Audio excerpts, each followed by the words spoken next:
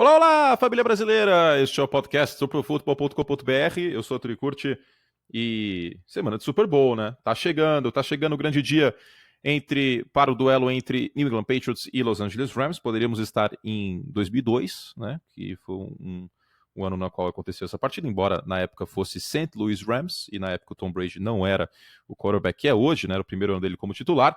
Mas de qualquer forma, tá chegando. E antes de mais nada, a gente lembra vocês de novo a nossa parceria com o queroapostar.com, que a gente espera que siga aí nas próximas semanas, meses, etc. Tem draft, tem um monte de coisa ainda para tratar. E o Quero Apostar é um site pioneiro no Brasil. Eu fiz parte da equipe deles em 2012, para quem me acompanhava na época de The Concussion ainda e tal. O Quero Apostar é um site que dá picks, dá dicas de aposta. Um negócio que nos Estados Unidos funciona bastante há muito tempo e que aqui no Brasil está começando a ganhar mais volume. E eles são nossos parceiros aqui no podcast para esse mês de playoffs e Super Bowl e etc. Quando a gente fala fulano é favorito por 4 pontos, a gente está falando sobre o handicap, a gente faz as picks, etc. E o Quero Apostar tem esse trabalho lá com o Tiquinho. E não tem só NFL não, viu? Eles fizeram as picks nos playoffs, etc. Tem também de futebol, né? Os campeonatos estaduais pegando fogo. Embora o São Paulo já tenha me deixado meio pistola, né, contra o Santos. E o Australian Open acabou de acabar, aí também tem picks lá, e no tênis eles têm um aproveitamento muito bom. Basquete tem até pick para NBB, não tem só NBA. Dá uma olhadinha lá em queroapostar.com. Este é o primeiro podcast de 3 abertos que a gente vai soltar nessa semana. Eu gravei com o Léo Andrade no final de semana, traí Eduardo Miceli, e hoje um podcast com mais perguntas de vocês, etc. A gente quer fazer uma mailbag. Depois, quinta, a prévia do Super Bowl. Tem ainda um podcast de sócios do nosso querido Pro Clube para soltar nessa semana. E na terça que vem, um recap. Certo, Eduardo Miceli? Certamente. Certamente. E estamos na reta final, cara. Chegou. Chegou a hora. Que coisa. Chegou a hora. Te fez os podcasts, para você que não ouviu, no final da semana passada, eu sei que foi feriado aqui em São Paulo, então teve muita gente que viajou e acabou não ouvindo o podcast. A gente fez o podcast no final da semana passada sobre os prêmios da NFL, né? MVP e etc, né, Eduardo Miceli? MVP, calor ofensivo do ano, papapi, papapó. Exatamente. Né? E é isso, né? Exatamente. Fizemos o que a gente fez em relação à temporada, falamos o que a gente acredita ser realmente os nossos prêmios, falamos os nossos times All Pro Football. Ah, gostou? All Pro Football. É isso. É isso. Bom, o que eu ia dizer? Já esqueci. Sim, temos a pauta para o programa hoje e a gente quer fazer como se fala? Uma conversa com vocês, né? Como se fosse uma mailbag, um bate-papo, boa parte do programa. Até porque é um dos últimos da temporada, então a gente queria devolver esse carinho que vocês deram o ano inteiro pra gente. Uhum. E a gente o Eduardo pediu perguntas no Twitter dele e eu abri um story de perguntas para o Instagram, né? Isso. E aí daqui a pouco eu abro aqui, eu vou apagar esse story de perguntas depois para ninguém ficar fazendo perguntas 6 horas da tarde com o podcast já no ar, óbvio. Mas eu tenho separou perguntas, mas daqui a pouco a gente faz elas. Antes a gente tem 2 pautas antes para falar e vamos a elas, né? Para já endereçar isso rapidamente. Antes de mais nada, querido ouvinte, se você está ouvindo a gente pelo YouTube ou pela própria página do site, né, profutbol.com.br, a gente lembra que existem vários aplicativos gratuitos de podcast que te avisam quando tem episódio novo. Você pode baixar o episódio e ouvir ele offline depois, com muita praticidade. Dependendo do seu celular, tem um nativo, né? O iPhone já vem com o aplicativo Podcasts instalado, basta procurar pelo nosso nome, Anthony Curti, ou Eduardo Miceli, ou NFL, ou Pro Footballcast, ou ir na categoria esportes, que a gente sempre está no topo, glória a Deus. Então a gente está lá em esportes no iTunes, sempre no topo, graças a vocês, claro, também, Deus e vocês, né? E se você tem Android, se você tem o celular do robozinho, aí também tem o Google Podcast, mas tem vários aplicativos bons. Quando eu usava celular Android, eu tinha o Pocket Cast, que ele é pago, é uma vez só que você tem que pagar, acho que é R$10, uma coisa assim. Amo. E ele é muito bom. Eu acho ele até melhor que o podcast do iOS. E também você pode utilizar aí esse aplicativo para ouvir a gente. Esse dinheiro não vai pra gente, tá, gente? Tá, esses R$10 aí vai pro povo do Pocket Cast. Inclusive, a gente tem que pagar pro nosso aplicativo estar nesses lugares. E, aliás, o nosso podcast está nesses lugares.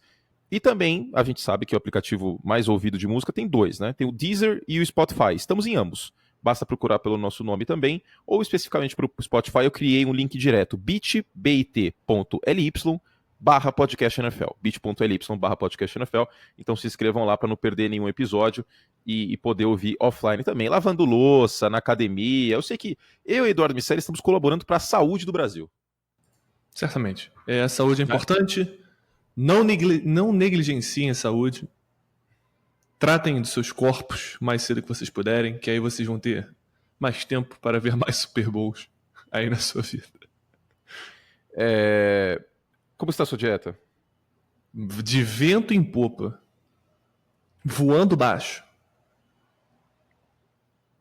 Tô muito bem, Voando cara. baixo. O que você almoçou Muito hoje? bem. Eu almocei uma salada, alface com azeite, sal, cenoura, 3 ovos de codorna, frango grelhado, um pouquinho de batata doce, brócolis e mussarela búfala. Ah, que orgulho, hein? Que orgulho. Eu Amigo. acordei tarde hoje, então tomei café da manhã. Comi ovos mexidos e torradas. E estou bebendo um cafezinho gelado. Você gosta de cafezinho gelado, né? Eu gosto, eu gosto. Tá calor, né? Grande adepto. Tomar café quente no calor é dose. Vamos lá! Antes de mais nada, a gente vai falar do Pro Bowl. Você assistiu o Skill Challenge do Pro Bowl? Cara, eu vi trechos e eu vi o Mitchell Trubisky, se é isso que você quer saber. Não, eu tentei prestar uma homenagem a você, mas fracassei de maneira retumbante.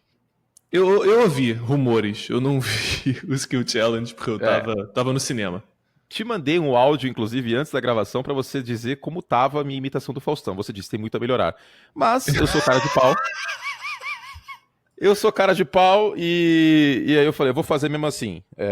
Ficou horrível, né? E parecia mais o Mickey imitando o Faustão do que o Faustão propriamente dito. Meta-imitações. Peço desculpas aí ao público, mas foi mais forte do que eu. Embora a minha imitação do Mickey, como está nos meus stories do Instagram neste momento, é excelente, né? Tem boas imitações. Né? Tem o Silvio, tem o Mickey, entre outros que vocês já ouviram nesse podcast em episódios anteriores. Dudu, Pro Bowl, não vou nem falar do Skill Challenge, porque acho que é a parte que é legal do Pro Bowl, né? Pode até melhorar, porque se eles deixassem menos Olimpíada do Faustão e um pouquinho mais sério o Skill Challenge... né? Tem que ser Olimpíada do Faustão, cara. Não terminar com uma parede de isopor com o logo da conferência, tipo, isso é muito Olimpíada do Faustão. É muito barco viking. E se não terminasse assim, acho que seria um pouquinho mais legal, né? Tô sendo um pouco chato. Mas o meu preferido é o Precision Passing, né? É o desafio de precisão, acho que esse é o mais legal. Mas o jogo em si, eu fiquei decepcionado, tava na transmissão ontem. Fiquei decepcionado porque a gente tinha 44 jogadores novos no Pro Bowl, que não tinham ido para Pro Bowl ainda, por exemplo, o Eddie Jackson, o Pat Mahomes, e foi o Leighton Van Der Esch, e foi decepcionante, porque a gente esperava um pouco mais de intensidade. Eu li muitas reportagens ao longo dessa semana, e os treinos estavam sendo intensos, até que chegar ao ponto da galera falar assim, mano, segura aí um pouco a emoção e tal. E não foi isso que a gente viu, né? Foi um jogo, mesmo para o padrão do Pro Bowl, foi um jogo mais... mole do que o costume. Eu não vi o jogo inteiro porque tem mais coisa no mundo do que o Pro Bowl. Mas o que eu vi, eu achei realmente nem entretenimento dava pra ser direito, sabe? Dava pra ver que os jogadores estavam se divertindo com o Jalen Ramsey catando passe, etc. Com o Alvin Kamara rushing o quarterback, né? Fazendo uma de edge rusher. Eles estavam se divertindo, mas sei lá, achei qualquer nota. Eu preferia ver o Von Miller em cima de uma ponte tentando equilibrar várias bolas de futebol americano, enquanto, sei lá, o Derek Carr ficar sentado atira bolas de futebol americano tentando derrubar ele numa grande ponte do rio que cai. Eu acho isso melhor que o jogo. Eu também. Ia ser legal isso aí. Né? Então, a galera tá perdendo a oportunidade aí. Devia ter ligado pra Lucimara Paris pra organizar esse negócio. Mas não ligaram. E aí a gente vê esse produto mais ou menos. Então, o jogo em si... O All-Star Game do hockey... eu não assisto hockey, tá, gente? Estou pegando de fontes que assistem. Ele mudou, era 5 contra 5, aí virou 3 contra 3, o jogo ficou mais ágil, tal, ficou mais divertido, porque eles assumiram que não tinha como, porque o hockey tem contato físico forte, que nem o futebol americano. Então a minha ideia, até postei no Twitter ontem, faz um 5 contra 5 de flag aí, sem linha ofensiva, e mete o All-Star da divisão. Aí você coloca o Pat Mahomes passando pro Keenan Allen, o Dak Prescott passando pro Saquon Barkley e pro Odell, se ele tivesse saudável, e no Pro Bowl, e assim em diante, entendeu? O Carson Wentz também, né, se tivesse saudável a temporada inteira, acho que teria nível de Pro Bowl, né? Ele não jogou em nenhum momento saudável essa temporada.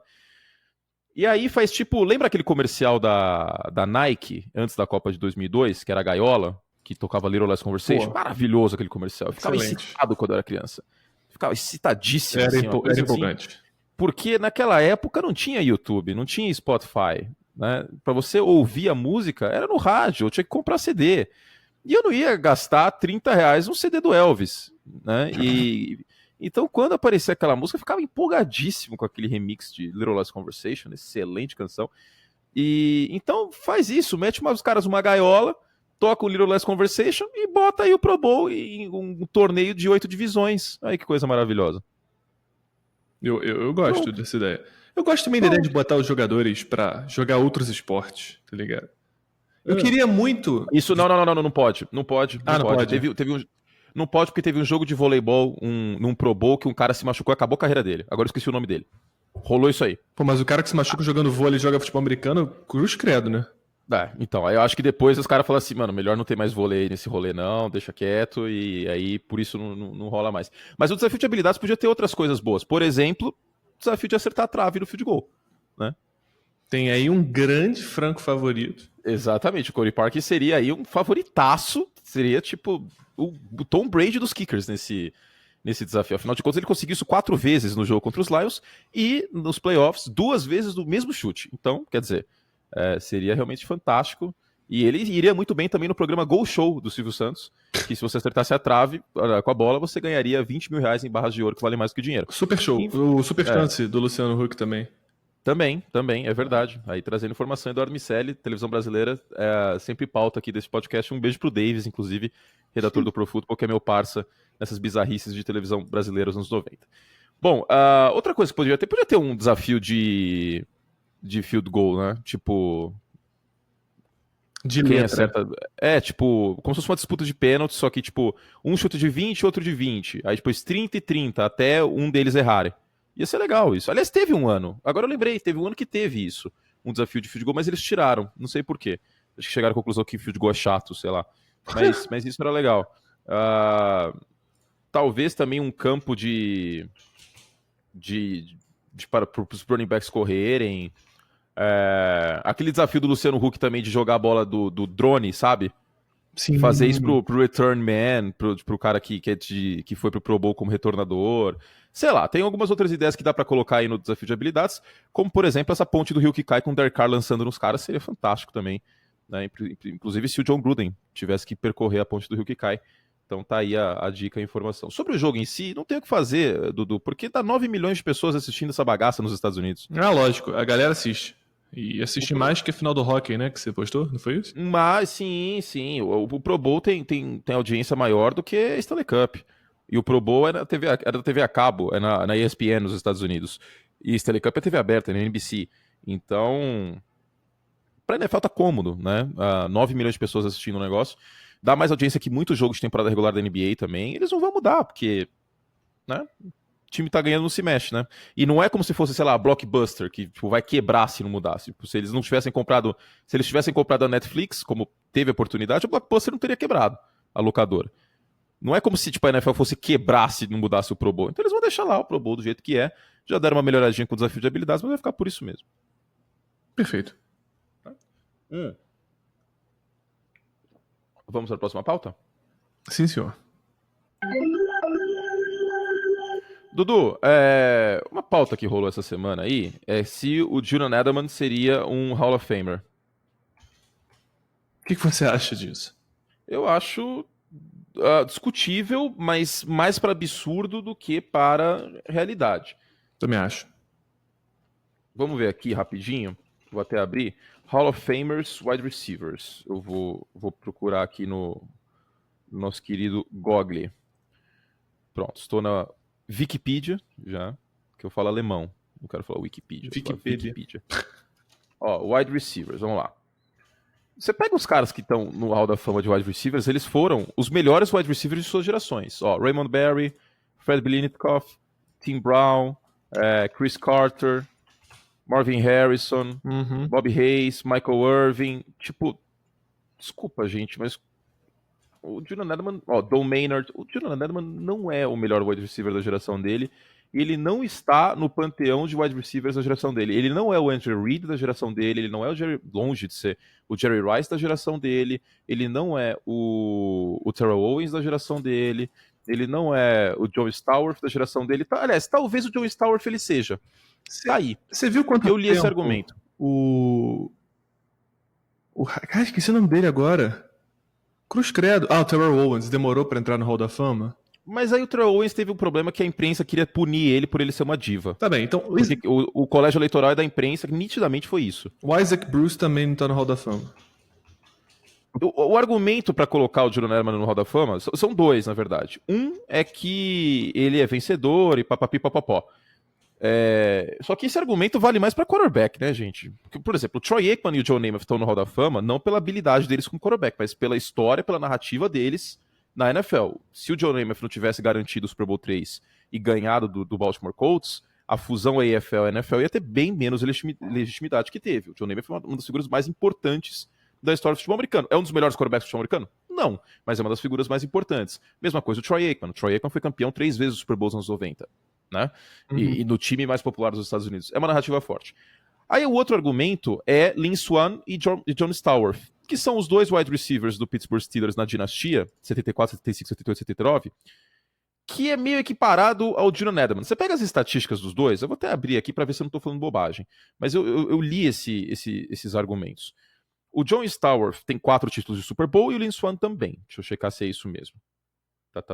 Aqui o Lynn Swann ele aparece como presidente do Conselho de Physical Fitness e Sports na gestão Bush. Então tem que descer mais. Ele foi 4 vezes campeão do Super Bowl também. Agora, o Lynn Swann não tem nenhuma temporada para mais de 1.000 jardas. Claro que o jogo era diferente na época, claro. Mas queira ou não, é um número. O John Stallworth tem números melhores. Ele tem 79 e 84 com mais de 1.000 jardas. Mas touchdowns, por exemplo, o John Stallworth tem só uma temporada com mais de 10 e o Lynn Swann também tem uma só temporada com mais de 10. Muitos consideram esse argumento lógico, pelo amor de Deus, tá, gente? Fazendo o devido contexto que na época a NFL era run, pass, punt. Tá? Vamos fazer esse contexto.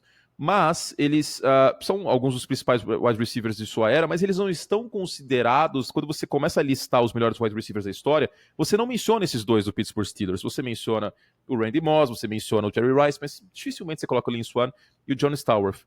Então o argumento para o Julian Edelman ser eleito para o Hall da Fama seria mais ou menos isso, que é um cara que fez parte dessa segunda dinastia do New England Patriots. Segunda parte 2, né? A vingança do Tom Brady. Exatamente. Mas também é uma questão também muito de narrativa, né? Eu acho que o caso pelo Edelman é de narrativa, não é de número. Mas o Hall da Fama também faz muita questão de que os jogadores tenham um currículo vasto, com números espetaculares. Vamos lá. E tem a questão do doping também, né? Que pode acabar pesando. Na NFL pesa bem menos que no beisebol, bem menos. Tem maluco que não entrou no Hall da Fama do beisebol por causa do doping, por causa de esteroide. Porque, tipo, beisebol dos anos 90 era praticamente o Cabo Canaveral. Tipo, os caras tomavam bomba até não poder mais, era home run toda hora. Agora, na NFL pesa menos isso. Mas, de qualquer forma... Pode pensar. O problema é isso, é que, tipo, não tem o precedente do Namath e do Aikman no Hall da Fama pela narrativa, no caso de wide receiver. Praticamente não tem, cara. Os dois precedentes é Lynn Swann e o John Stallworth, e eles demoraram pacas para entrar. O Lynn Swann aposenta em 82 e entra em 2001. O John Stallworth aposenta em 87 e entra em 2002. Então eu não duvido nada que o John Edelman até possa entrar, mas ele entre como membro sênior, assim, tipo, daqui 20 anos. Sim, faz sentido. Nem que demore muito. Mas eu vou te trazer um dado aqui, que eu tava falando da estatística, que é o seguinte... O Edelman na carreira, tá? Isso em temporada regular. Ele tem 5.390 jardas e 30 touchdowns. Esse jogador que eu vou falar agora tem 7.477 jardas e 60 touchdowns. Esse jogador agora é o Michael Crabtree. Putz. Aí você me quebra, hein? Não, e assim, tudo bem que o Julian Edelman foi uma escolha tardia de como é que eu posso falar? Qual a palavra que eu tô procurando? Foi escolhido tarde no draft, isso que eu quero dizer. Uma barganha. Foi uma barganha no draft. Barganha. E ele era quarterback no college. Sim, e ele não foi titular por, sei lá, por 3, 4 anos. Então isso pesa bastante a favor do Michael Crabtree. Mas assim, é o volume que conta também para fazer um caso na pós-temporada. E quando você tem um jogador no slot que foi tão dominante quanto o Wes Welker, quando você coloca o Edelman em comparação com o Welker, já tá abaixo. Então... Obrigado, era isso que eu ia falar. Eu acho o Wes Welker mais Hall da Fama que o Julian Edelman. Não, muito mais. Porque o Wes Welker é um dos caras que revoluciona a posição, é um dos caras que faz com que a NFL permita-se utilizar o pacote 11 com 3 wide receivers, um tight end e um running back com mais frequência. Sem medo de ser feliz. O cara feliz. revoluciona o slot, exatamente. Ele revoluciona o slot. Então por mais que eu ame o Edelman, eu sou muito fã. Eu acho que ele joga com uma intensidade que é pouco comparável para um slot receiver na NFL, brigando em cada bola, querendo ganhar, xingando o Tom Brady de velho na sideline. Tudo isso, isso foi maravilhoso. Foi incrível, né? Mas eu acredito... Dudu, fala um pouquinho mais longe do Mickey que tá abafando de novo. E eu acredito que o caso dele seja não muito sólido para um Hall da Fama. Apesar de eu amar o jogador. Pode ser que ele entre daqui 20 anos, mas first ballot, na primeira votação, eu tenho certeza absoluta que ele não vai entrar. Também acho que não. Até porque o Terrell Owens não entrou, né? Se entrar o Julian Edelman na primeira votação e o Owens não entrou, putz, não tem como. Mas é uma pauta interessante, é uma pauta que faz a gente falar sobre narrativas. E falando em Hall da Fama, a pauta é atual porque no final de semana a gente tem os eleitos de 2019 do Hall da Fama do futebol americano, e a gente tem nomes bem legais, como o Ed Reed, por exemplo, que eu acho que deve entrar, e outros tantos. A gente deve comentar isso eventualmente mais pra frente. Bom, é isso, né, Eduardo Miceli? Algo mais? Acho que podemos partir para as perguntas. Pauta? Antes tem mais uma pautinha só. Eu tenho uma para você para falar também. Não é fanfic não, né? Não. Tá, achei que seria alguma fanfic comigo, porque tô ficando preocupado já aqui que as pessoas estão desenvolvendo. Aquela lá morreu já, graças a Deus. Dudu, você viu o que o nosso querido Robbie Coleman falou hoje, né? Gênio. Pra quem não sabe, é o defensive back dos Rams envolvido na pass interference contra os Saints. Aí ele deu a brilhante declaração que a idade tá começando a pesar pro Tom Brady. Como se não tivesse mais nada pra motivar. Tipo, tá suave. O Brady não tá puto, ele nem tá pistola, tá de boa, né? Não precisa, por quê, né? Aí ele vai lá e cutuca o cara. É muita burrice, velho. Eu também acho. Eu acho que, assim, que hora pra você fazer essa declaração, né? Ganha o Super Bowl antes, aí você pode falar, realmente, Tom Brady não é mais o mesmo, e tirar onda e fazer com que ele vá pro Super Bowl 54 ano que vem. Beleza. Você poderia fazer isso, mas não, você tá fazendo isso há, sei lá, 5 dias Super Bowl, 6 dias Super Bowl, 7 dias Super Bowl. Não é exatamente inteligente. E, cara, eu pedi perguntas no Twitter, muitas pessoas perguntaram, essa narrativa do underdog, o que vocês acham? Eu acho chato, eu acho bacana. E o que você falou ontem, a gente conversou no nosso grupinho de Zap, e basicamente ele falou, cara, é o terceiro Super Bowl seguido, eu acho incrível que eles tenham encontrado isso como forma de motivar. E eu concordei com o Anthony, eu falei, é muito bom pro time. Mas a torcida que tá comprando essa também, de nós somos uma torcida, nosso time é subestimado, eu acho um pouco estúpido, porque você foi, a 3 Super Bowls seguidos. Vocês eram favoritos antes da temporada. Então eu acho excelente que o time se motive assim, faz muito sentido. Mas a torcida tem que agradecer por ter esse time, sabe? Tipo, não tem uma narrativa contra vocês. Vocês torcem pelo melhor time da NFL há 200 anos. É isso. Não tem underdog pra torcer. Não, os Patriots não são... Aliás, no Super Bowl eles não são zebra, né? Não. Eles são favoritos por 3 pontos, Exato. isso vale ser dito. E os Patriots, por boa parte da temporada, foram favoritos nas casas de apostas para vencer a Conferência Americana junto dos Chiefs, né? Não é como se os Patriots tivessem sido... Underdog, zebra era o Indianapolis Colts, não o New England Patriots. Mas a questão é a seguinte. Mais difícil do que chegar ao topo é se manter no topo. Isso é uma das coisas que eu mais admiro na dinastia do New England Patriots. Porque é muito difícil você tirar a motivação para continuar seguindo em frente. Tipo, continuar no topo. Porque você não tem mais uma meta para visualizar. É se manter lá. Você não tem uma montanha para olhar para cima e escalar o Everest. Você já tá no topo do Everest, você tem que continuar no Everest. É bem mais difícil psicologicamente falando. E aí, os caras acabam a dinastia todo ano. Dessa vez eu não tenho culpa. Dessa vez, lembrando, minha previsão de Super Bowl essa temporada foi Patriots e Rams. E quando eu erro, me zoam, me xingam, parece hater, mas quando eu acerto eu vou ficar insuportável também. Então, não é como se fosse uma coisa assim, tipo, oh meu Deus, os Patriots são underdogs. Mas o Bill Belichick e o Tom Brady são muito inteligentes e eles estão utilizando isso a seu favor, de maneira a motivar-se e motivar os atletas do seu lado. Por exemplo, um Sonny Michel da vida, que é calouro, que perdeu a final do college contra a Alabama, por exemplo. Então, você cria uma narrativa para motivar, porque senão é só mais uma vez os Patriots lá e aí você fica com... não é leniência a palavra, agora eu esqueci a palavra em português. Por quê? Indolência. Indolência. Você fica preguiçoso, você fica Jay Cutler. Tô aqui no Super Bowl, legal, de novo, né? Show da Madonna, show da Lady Gaga, show da PQP, entendeu? Então, tipo, eles criaram essa narrativa, eles foram muito inteligentes. A parte da torcida eu concordo, mas o torcedor não é racional em qualquer torcida, e é difícil. A gente analisa de maneira racional porque é nosso trabalho. Isso eu fui aprendendo muito nessa temporada, sobretudo. Mas o torcedor não é racional, o torcedor é passional e faz parte do esporte. E agora, que eles estão sendo Império Galáctico e manipulando a narrativa, então, é óbvio, e estão certo em fazer isso, eu faria exatamente a mesma coisa. Dudu, a outra pauta que eu queria falar com você, é a seguinte: o Warren Sharp, @SharpFootball, que é uma conta muito boa no Twitter, para quem fala inglês fluente, sigam. Ele falou o seguinte: os defensive backs dos Patriots estão segurando por falta, né? Holding os wide receivers adversários pacas quando jogam em press coverage, em cobertura apertada nas últimas partidas. Os Rams estão usando suas camisas azuis. Os árbitros tendem a não jogar tantas flanelas no Super Bowl. Se os Patriots usarem luvas azuis... E aí, e não é teoria da conspiração, não. Aí tem uma conta aqui, que é o Kevin Gallagher, que ele posta várias coisas antigas da NFL. E ele até falou, é um conceito discutido ad nauseum, ou seja, até não poder mais, pelo John Madden durante transmissões dos anos 80, após a introdução de luvas coloridas. O Bill Belichick é safo. Uau!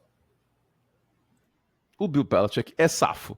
Vocês podem ter certeza que os Patriots vão jogar press coverage o jogo inteiro, vai ter segurado o jogo inteiro, e esse é mais um dos motivos pelo qual eu aposto no New England Patriots. Vamos ver, né? É muito difícil. Assim, gente, vocês forem olhar todas as jogadas de NFL, vocês vão achar umas 3 faltas. Todas. O negócio é que a falta tem que ser significativa para os juízes quererem fazer alguma coisa. O próprio John Madden falava, tem holding em toda jogada. E o holding de linha ofensiva, por exemplo, as pessoas não... A segurada, né?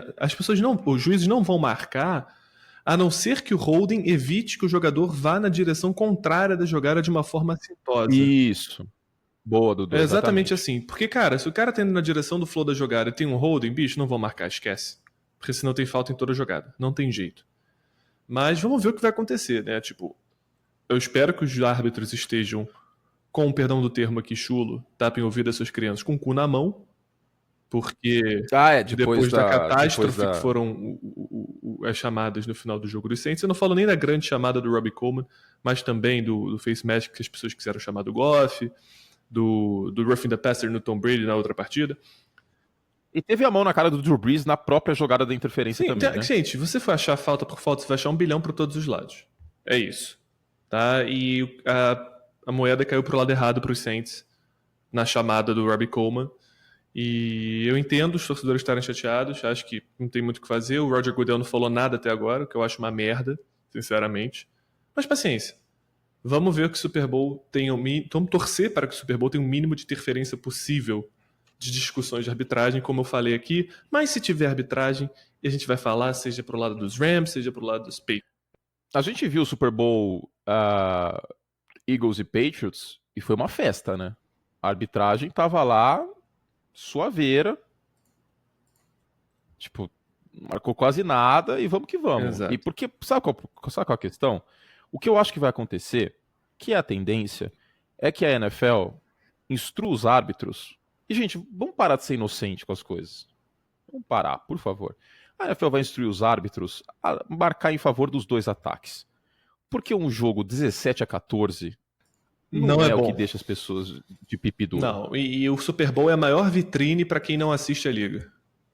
Aham, não é por acaso que eles colocam a Lady Gaga no Super Bowl, Maroon 5, entendeu? Não é, eles fazem isso de propósito pra atrair quem não assiste. E quem não assiste vai querer o quê?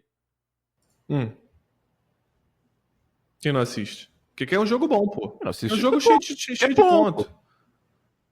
Então, quer ponto, quer caos, quer bagunça.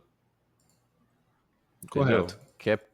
E aí a arbitragem vai fechar os olhos. Fechar os olhos e sorrir. Desculpa, mas é o que vai acontecer. Anthony, fala uma coisa pra você antes. Diga, meu amor. Temos agora quase 30 minutos de programa. Vamos para as perguntas. Mas antes disso... Pro clube? Antes do Pro Clube, pra onde vai Anthony Davis? Vai pros Lakers. Os Celtics teriam que colocar o Kyrie Irving por conta... Porque o teto salarial da NBA é um orçamento de obra pública no Brasil. É uma farsa. Ninguém respeita. Tipo, passa toda hora e dane-se. Você começa a obra com um orçamento, termina a obra com outro, né? Então, aliás, é mais várzea ainda, porque nem licitação tem. É uma bagunça. Então, nisso o teto salarial vai fazer sentido por conta do Kyrie Irving, porcentagem e tal, que eu não vou entrar aqui nos meandros. Provavelmente a gente vai falar hoje no ESPN League. Mas teria que colocar o Kyrie Irving na troca com os Pelicans e os Celtics não vão trocar o Kyrie Irving. Exato. Então, eu vim falando as últimas 2 semanas aí no League que o Magic Johnson, que é o cacique do Los Angeles Lakers, ele vai estar vendo o navio afundando com o LeBron machucado e PQP, e vai apertar o gatilho e vai fazer uma troca. E vai provavelmente ser o Anthony Davis para Los Angeles. O Anthony Davis está querendo sair de New Orleans, porque na NBA é assim, é uma liga de jogadores, não é uma liga de times, e ele sabe que ele não vai conseguir ser campeão em New Orleans, ainda mais depois que o Cousins saiu. Esse Cousins não é pipoqueiro, só pra eu dar uma alfinetada, que faz tempo que a gente não faz isso, né? Tava com saudade. Eita! Tava com saudade de xingar o Kirk, agora esse torcedor dos Vikings xinga pra caralho. Enfim. A minha imitação do Poderoso Castigo é boa também. Enfim, é isso. Eu acho que ele vai pros Lakers e bola pra frente. Pro clube. Pro clube. Merchan, seguinte. Cobertura especial do Super Bowl 53 nessa semana. Você que gosta do nosso trabalho, tem mais um podcast sócios. E lembrando que no off-season a gente reduz para 2 podcasts, um aberto e um fechado, porque tem menos pauta também, a gente tem que privilegiar quem gosta do nosso trabalho. Promoção especial lá com 50% de desconto até o Super Bowl em profutbol.com.br/assine, certo, Eduardo Miceli? Correto. E esse é o rap do ovo. Pra quem não viu, o Inspetor Malandro, aliás, Inspetor Faustão e o Malandro, assistam no YouTube esse grande clássico do cinema nacional dos anos 90. Pautas, por exemplo, que a gente postou lá no Pro Clube. Drew Brees como jogador ofensivo do ano, o que faz Jaron Donald do melhor defensor da NFL em 2018, como foi a condução do McVay dos Rams, a pior time ofensivo da NFL até o Super Bowl, podcasts exclusivos, como o Fluxo de Consciência que a gente fez semana passada, né, Eduardo Miceli? Exato. Foi maravilhoso. O Zach Taylor e a caça pelo novo McVay, também outro podcast exclusivo, e muitos textos históricos pelo Gabriel Morales, que é formado em história, inclusive. O último que ele fez foi sobre o Super Bowl 36, que foi o primeiro Rams e Patriots do Super Bowl e é o primeiro título da franquia New England Patriots, os Rams ainda em St. Louis. Esse Super Bowl que teve uma carga emocional muito forte, porque foi depois do 11 de setembro, e etc. Certo? Então, para ter acesso a todo esse conteúdo, profutbol.com.br/assine, Eduardo Miceli. Estou a energia lá no alto. Assine.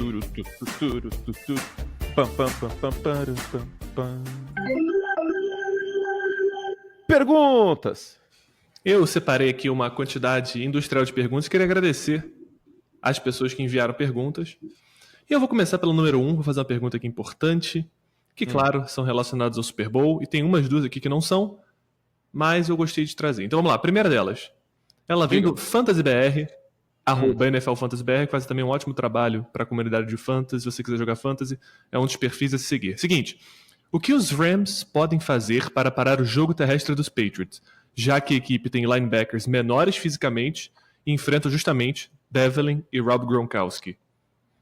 É interessante essa pergunta. Eu gosto bastante. É infiltração com o Sue e Donald. Eu acho que é basicamente isso. Tem a segunda pergunta que eu separei, a gente vai não tem nenhum gimmick isso. O Donald, inclusive, que é o líder em tackles para perda de jarda na NFL nessa temporada. Pois é, mas O que eu ia falar ia ser um comentário mais, como eu posso dizer, mais geral sobre a NFL. A NFL é uma liga cíclica, né? A gente cada vez mais vê o jogo corrido diminuir de importância e o jogo aéreo ganhar em tamanho, importância e etc. E com isso, naturalmente, linebackers vão ficando mais leves. E é aí que entra a volta, o old school que o Josh McDaniels colocou nesses playoffs. Eles colocam o Gronk como um excelente bloqueador e o James Devlin justamente para ter números no bloqueio contra linebackers mais leves, mais fracos fisicamente, no caso dos Chargers, contra os defensive backs, naquela dime formation, naquela quarter formation, do jeito que você queira falar. E é isso que eu acho que eles vão tentar explorar contra os Rams. Eu acredito que passa muito pelo Sue e pelo Donald conseguirem bater ou forçar bloqueios duplos e permitir que os edge rushers finalizem o trabalho. Show! Show! Muito bom. Segue, Dudu. Vai. Vamos tentar responder mais rápido, inclusive. Senão Beleza. a gente não vai conseguir responder tantas perguntas. Segunda pergunta. Na teoria, a tarefa da linha ofensiva de New England em relação à contenção do pass rush é mais difícil contra Rams, Chiefs ou Chargers? Pergunta do Rodrigo Borg. Chargers. Você acha que é o Chargers? Eu acho que... talvez, mas eu acho que são trabalhos diferentes. Eu acho que os Rams têm 2 inside defensive linemen muito sólidos. Os Chargers têm 2 edge Dudu, rushers. mais longe do Mickey, Dudu. Os Chargers Você precisa comprar um braço mecânico. Não vai fazer diferença. Eu Não vou vai? falar tão perto quanto. Tá. Mas eu vou comprar. Eu acho que são coisas fundamentalmente diferentes, tá ligado? Eu acho que os Chiefs têm um bom de cada. Tem o Chris Jones dentro, o Houston linebacker e o Ford fora, beleza. Os Rams têm 2 internos bons e os Chargers 2 externos fora. Eu acho que você consegue bater o mano a mano internamente, ou os bloqueios duplos, você deixa alguém livre para tentar ganhar sozinho. E se o Dante Fowler aparecer, eu acho que o trabalho fica bem difícil. Mas eu acho interessante o matchup contra os Rams, porque quebrar um pocket por dentro é muito mais danoso. Sim, principalmente contra o Brady, né? Exatamente, para um cara que depende muito de um pocket inteiro para fazer o jogo dele. Isso aconteceu bastante no Super Bowl 42. E foram 5 sacks no Brady. Só terminando, eu acho mais tranquilo, porque o Dante Fowler Jr. é uma negação contra o jogo terrestre, e os Patriots devem fazer várias corridas em zona pelas laterais para fugir do Aaron Donald e com o Sul, exatamente como fizeram para fugir do Dee Ford, só que o contrário, né? Os Patriots fizeram para dentro para fugir deles, e agora no Super Bowl eles devem correr para fora. Segue, Dudu. LJ Brady 1227 pergunta o seguinte: explorar o Gronk contra Marcus Peters é uma boa? Eu não acho que eles vão botar o Peters no Gronk. Não. Nessa situação você estaria colocando o Gronk como split end, como wide receiver. Isso. E o Gronkowski não tem mais velocidade para fazer isso. E eu acho que o Peters vai ficar em cima do slot, que no caso é o Edelman. Porque sim. O Talib vai jogar fora. Não, eu acho que o Robbie Coleman vai ficar em cima do Edelman. Pode ser. E vamos torcer ele para ele não tomar uma capacetada na cara, né? Vamos torcer aí para os juízes apitarem se acontecer. Quarta pergunta. Pergunta do Vitor Matheus. O Rams tem algumas jogadas no playbooks guardadas a 7 chaves ou vão fazer o feijão com arroz que deu certo com 11 personnel? São 90% de jogadas em 11 personnel, ou seja, 3 wide receivers, um tight end e um running back, mas acho que isso não tem a ver necessariamente com o pacote de jogadores em campo. Eu acho que tem mais a ver, Dudu, com trick plays. Entendi. Né? Sim, eu acredito que eles têm algumas jogadas que eles não usam há muito tempo, ou usaram só a temporada passada, que eles podem puxar da cartola, até porque o Sean McVay e o Jared Goff estão juntos nessa desde 2017, a temporada do ano passado, entre aspas, né? Seguinte, quinta pergunta vem do Eduardo Ramos Lins, e ele falou o seguinte: dobra no Cooks, Gilmore no Woods, foco em parar Gurley e CJ. A estratégia é essa? Ou seja, você acha que essa é a estratégia mesmo? Você acha que eles vão botar o Gilmore grudado no Woods, ou eles não vão fazer ninguém viajar na marcação? É uma pergunta difícil. É difícil. No primeiro momento eu falei que era. Por exemplo, eu não vejo, sei lá, o Sean McVay como toda mente ofensiva moderna, mas ele, em específico, gosta muito de usar motion, né? Movimento antes do snap. Sim, por isso que eu acho que ficar alguém num dos caras é até um pouco danoso, porque você faz o diagnóstico na movimentação antes do snap, que é homem a homem. Exatamente. E você está dando munição pro Sean McVay e, por conseguinte, pro Jared Goff. Posso reformular a resposta? Claro. depende e não existe um padrão. Os Patriots não vão seguir a mesma marcação o jogo inteiro. É impossível que isso aconteça, porque se eles fizerem isso, o McVay vai fazer o diagnóstico e vai ficar mais fácil pro Goff. É justo. Justíssimo. Sexta pergunta. A pergunta vem do Guilherme Fursim. Eu gosto muito dessa pergunta. Quais jogadores menos badalados podem fazer a diferença? Menos badalados. Shaq Mason. Justo. Contra o Donald. Hightower. Tá. Você considera ele menos badalado? Acho que sim, né? Sim, é que as narrativas estão todas ao redor dos defensive tackles dos Rams. Aqui tá ali Marcus Peters, Julian Edelman, Gurley, CJ Anderson, Tom Brady, etc. Eu considero. Sabe um cara que eu acho que faz diferença? O próprio Robbie Coleman. Ele está sendo badalado pela questão da falta contra os Saints, mas ele é o terceiro cornerback do Los Angeles Rams. E ele precisa ganhar nos espaços curtos dos recebedores posicionados no slot para impedir que o Brady tenha passes fáceis e escape de eventuais pressões. Eu acho que ele pode ser importante. Justo? Justo. Sétima pergunta. Uma pergunta esportivamente relevante vindo do André Camargo. Quem você queria no show do intervalo? Eu queria Paul McCartney, mas... Eu queria... Não é o que vai acontecer. Isso aí não é escolha, gente. Isso aí não tem que escolher. Isso aí vai ser artista pop e pronto, acabou. Eu queria que fosse o Asa de Águia, mas eu acho que os americanos não entenderam ainda o que é uma música boa. Bota um Asa de Águia no intervalo lá em Atlanta. Vê se alguém fica parado. Eu duvido. Uma Ivete Sangalo ia ser da hora, hein? Aí, vou fazer vai uma rolar pausa. Festa, poeira. Pô, ia ser da hora o Ivete Sangalo no show do intervalo, hein? Não, mas eu vou fazer uma breve pausa. Você já ouviu a música Dança da Manivela ao vivo em Roma, do Asa de Águia? Calma aí. É um show em Roma? Em Roma. Cara, sem sacanagem.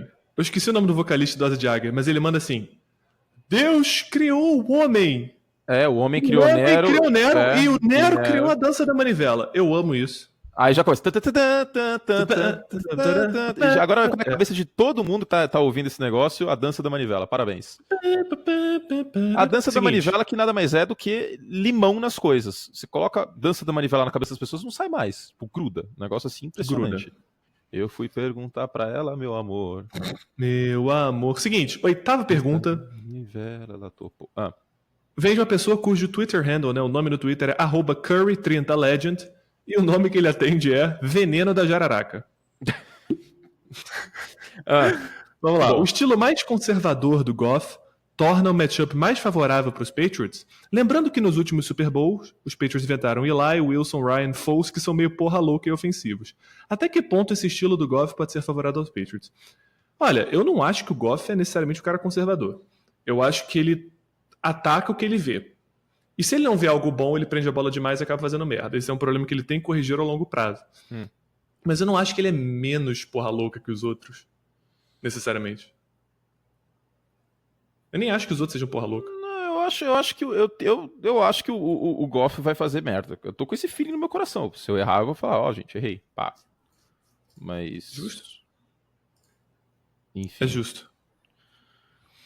Nona pergunta. Eu tenho 12 perguntas selecionadas. Eu tenho que abrir algumas aqui também pra fazer. Beleza, deixa eu terminar aqui que eu vou. Pedro Renato pergunta: o que New England fez, entre aspas, de errado no Super Bowl 52 e não pode cometer esse ano? Eu acho que dá. Exatamente. Abrir a catraca do metrô, deixar todo mundo passar sem pagar. As trick plays, né? Tomar as trick plays, que é uma coisa que provavelmente o Sean McVay deve ter preparado pra esse Super Bowl. E tomar as chunk plays também, né? Você não pode deixar o Jared Goff converter uma terceira para 16. Você não pode deixar isso que nem o Nick Foles conseguiu fazer. Eu não sei se tem uma terceira para 16, mas o que eu quero dizer é jogadas longas convertidas. 10ª pergunta. Os Rams são os Eagles do ano passado? A pergunta vem do Felipe Knop, que atende pelo nome de Jorge Aragão é Deus. Boa regra. Eu gostei. Não acho que seja. São situações completamente diferentes. Os Eagles estavam sem um quarterback titular, jogaram em casa os 2 jogos, chegaram ao Super Bowl com a narrativa de underdogs, o playoff inteiro. Não é mesmo. Não ganhavam um título desde 1960, não tinham um título de Super Bowl. Os Rams ganharam em 99. Apaixonado pelo time, Los Angeles, uma cidade diferente, não tem nada a ver. desculpa, mas não tem nada a ver uma coisa com a outra. A única coisa em comum entre os dois é que eles são campeões da Conferência Nacional, ponto. E eles vão enfrentar os Patriots do Super Bowl. É. Pergunta 11, vem de Lucas Madalena. Última, tá? Madalena? Pra eu abrir aqui algumas perguntas que fizeram. Mas eu tenho uma outra muito boa Então aqui. faz eu essa. separei Tá bom, duas. vai. Mais duas. Sabemos o quanto o ataque dos Rams depende do play action. A defesa dos Pats tem o talento para parar Gurley e forçar Goff a resolver com o braço? Eu vou responder de maneira diferente. Ela tem a disciplina pra fazer isso. Exato. O que é importante saber do play action é que as pessoas acham que você tem que correr muito bem a bola para o play action entrar. Não é verdade. A verdade é que os linebackers são treinados para ler os tells, né? O que a defesa, o que o ataque dá, as deixas relacionadas ao jogo corrido. Então, se eles leem o jogo corrido, o play action vai entrar. Basicamente isso. E você dá jogadas mais fáceis, né? Que eu quero dizer, passes mais fáceis para o quarterback. Então, tem que ter disciplina, como você falou. E o Goff resolver com o braço não acho que seja um problema. Vamos lá. 12ª pergunta, e a última minha veio do Fernando Barros. O Wade Phillips foi responsável por 2 derrotas dos Patriots para Denver em 2013 e 2015. Isso pode ser uma vantagem? Não, são elencos diferentes, gente. Não tem o Von Miller não tem o Von Miller e não tá jogando em Denver. É campo neutro. Não é a mesma coisa. A única coisa em comum aí é a equipe Talib. Não, mas assim, eu acho que o Wade Phillips já ganhou, ele entende mais ou menos o que ele tem que fazer, a questão de como ele vai fazer. E ele é um dos melhores coordenadores defensivos da NFL, ponto. Mas...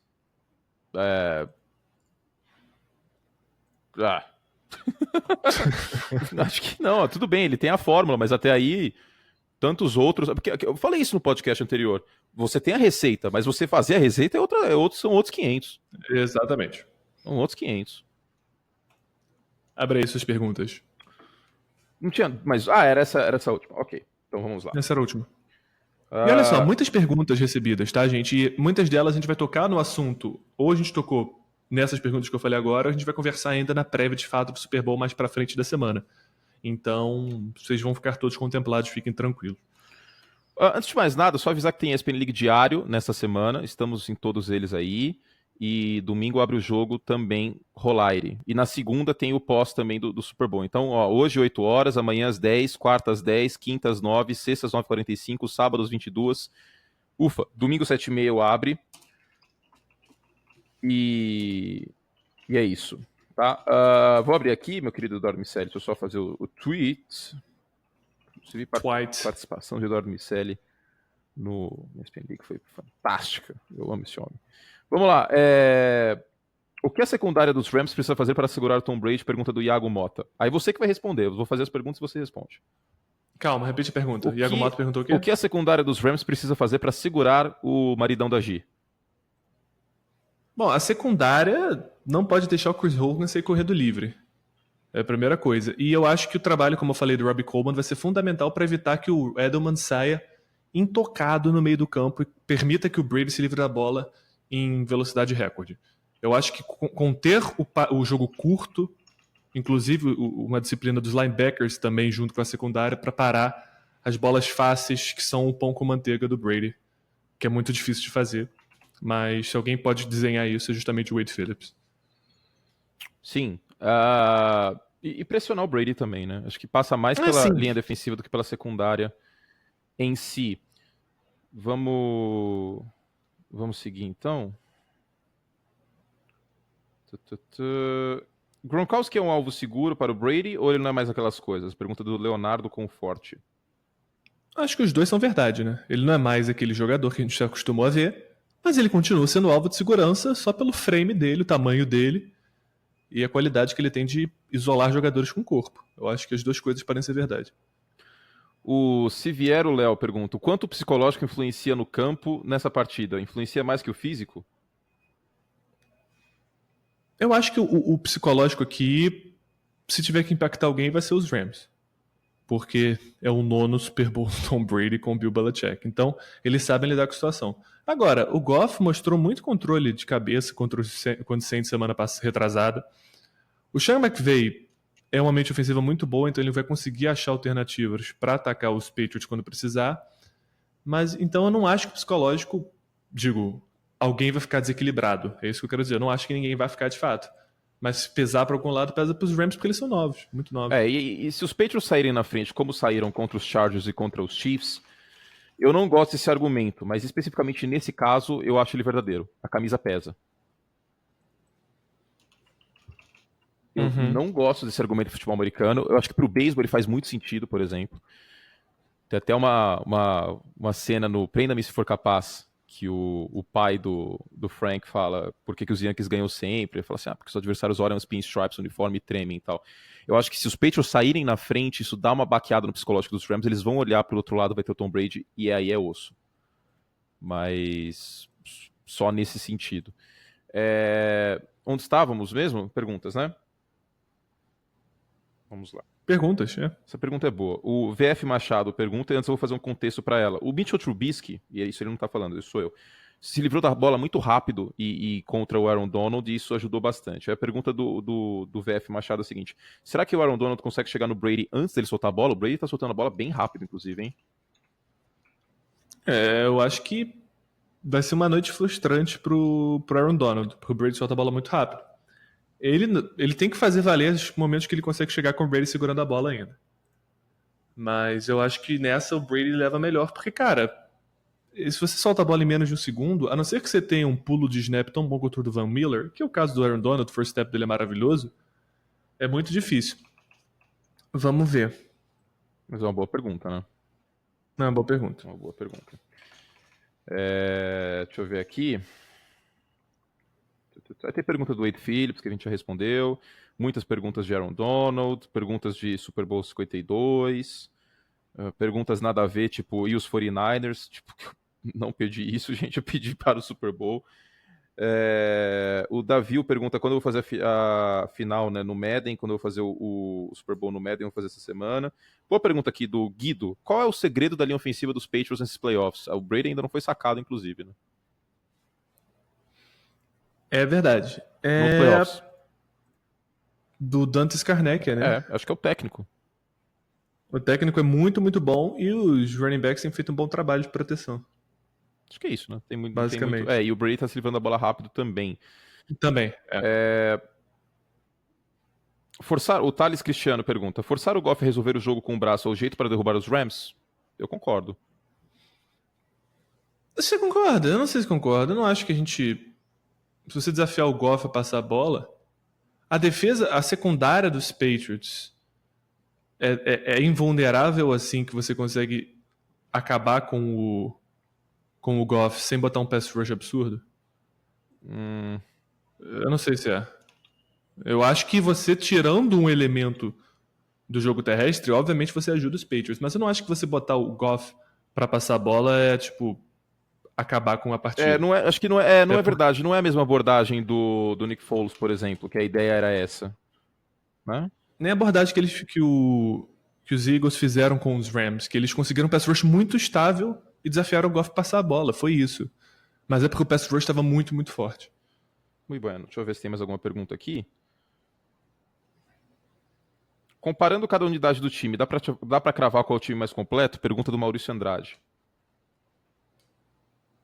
Qual é o time mais completo? Não sei dizer. Eu acho que os Rams têm armas a mais que os Patriots. Ofensivamente. Você tem pelo menos 2 tight ends bons, você tem 2 recebedores ótimos, você tem 2 running backs competentes, tem uma linha ofensiva sólida, você tem um quarterback que está fazendo um bom trabalho. Defensivamente, você tem um pass rush ótimo, você peca um pouquinho ali nos linebackers, mas tem uma boa secundária, em especial os cornerbacks. E os Patriots eles fazem acontecer porque o Tom Brady consegue fazer acontecer. Digo, o Edelman é um ótimo jogador, o Chris Hogan não teve uma temporada que te encheu os olhos, mas apareceu.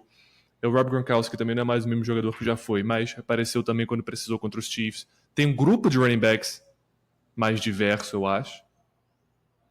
Mas pau a pau, cara, é difícil dizer. É que a gente tende a nivelar pelo quarterback. Mas né? você concorda? Ele que potencializa. Você concorda comigo que o melhor matchup para os Patriots eram os Rams?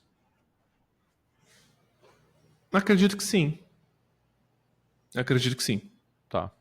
Eu também. Eu acho que os Saints seriam uma barra mais difícil. Você concorda comigo que Chargers e Chiefs são 2 duelos mais difíceis para os Patriots do que os Saints? Do que os Saints? Yes. Desculpa, não sei. Que os Rams. Desculpa, que os Rams, não os Saints. Tá. Mais difíceis? Acho que... Pode ser que sim. Pode ser que sim. Eu tenho que pensar um pouco mais, não consigo dar uma resposta pronta assim. Tá. Deixa eu ver se tem mais alguma pergunta. Mas é uma boa Deixa eu ver pergunta. se tem mais alguma pergunta aqui. Se o Goff ganhar o MVP, vira candidato a ser elite? MVP do Super Bowl, né, no caso. Não. Não. Não caiam na falácia do Joe Flacco. Seria a mesma situação, inclusive, né? Seria bem parecido. Ai. Deixa eu ver só mais algumas aqui. Essa é boa, mas essa não é para esse podcast. O Gui Carvalho pergunta como os Patriots se sustentam por tanto tempo com escolhas tão ruins no draft. Maridão da G, Esquema. né? Também. Esquema e Brady. Deixa eu só abrir de novo. Comissão Deixa eu abrir técnica. de novo as perguntas aqui, se tem alguma. O Matheus Campa pergunta se vai ter mais de um podcast Super Bowl. Vai. Na quinta-feira tem outro com a prévia. Esse a gente tá fazendo mais mailbag. Tem muita pergunta do Aaron Donald. O Thiago pergunta aqui, Thiago Bidoco, vai passar dos 30 pontos? Cada time? O quê? Então, o jogo acho que vai. Lógico. Não, os dois times, possível, bem possível. Se o Gilberto Rodrigues pergunta, pra acabar, última. Deixa eu ver quanto tempo de podcast a gente tem. Tá, pra acabar. É isso aí. Se o play action dos Rams não funcionar, qual é a outra opção? Acertar os passos. Sem play action, basicamente. É que assim, por mais que o play action dê oportunidade do Goff fazer passes mais fáceis, não é como se ele não acertasse bolas fora do play action. O play action é muito importante, claro, a presença dos running backs deixa a defesa em dúvida, e você tirar um pouco desse elemento, obviamente você limita um pouquinho o leque de possibilidades de Sean McVay. Mas eu acho que o Goff fez lançamentos contra os Saints fora de play action que mostram que ele consegue bater defesas sem o play action. Justo. Então é isso, fizemos todo o estrago que podíamos neste podcast maravilhoso. Eduardo Miceli, você está devendo uma boa imitação do Faustão para o público brasileiro. Estou. E eu vou segurar vocês até a prévia do Super Bowl com isso. Isso aí. Escola João Kleber de entretenimento. Muito bom. Eita! Muito bom. Isso que é uma imitação, tá vendo? É isso.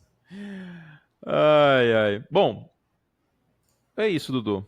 É isso, Quinta-feira a rapaz. gente volta com uma prévia mais arredondada e não respondendo perguntas. E muito obrigado, Eduardo Miceli, pela sua companhia, como sempre. Foi um prazer. Um grande prazer. Estamos aí. Um chuchuzão. E você é um chuchuzinho. Me diz, sou um chuchuzão também. Bom, muito bom. Então é isso, gente. Para mais podcasts, assine o ProClube em profutbol.com.br/assine. Lembrando, novamente, tem ESPN League todos os dias nessa semana à noite. Hoje, por exemplo, temos pauta quente. Né?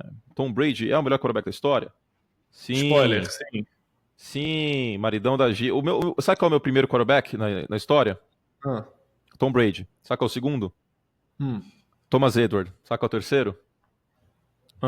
Marido da Gisele. E essa é a minha ordem. Terminar essa porra, vai. Fizemos todo o estrago que podíamos daquele jeito no final. Tchau, gente. Um beijo carinhoso para todos vocês. E é isso. Tchau.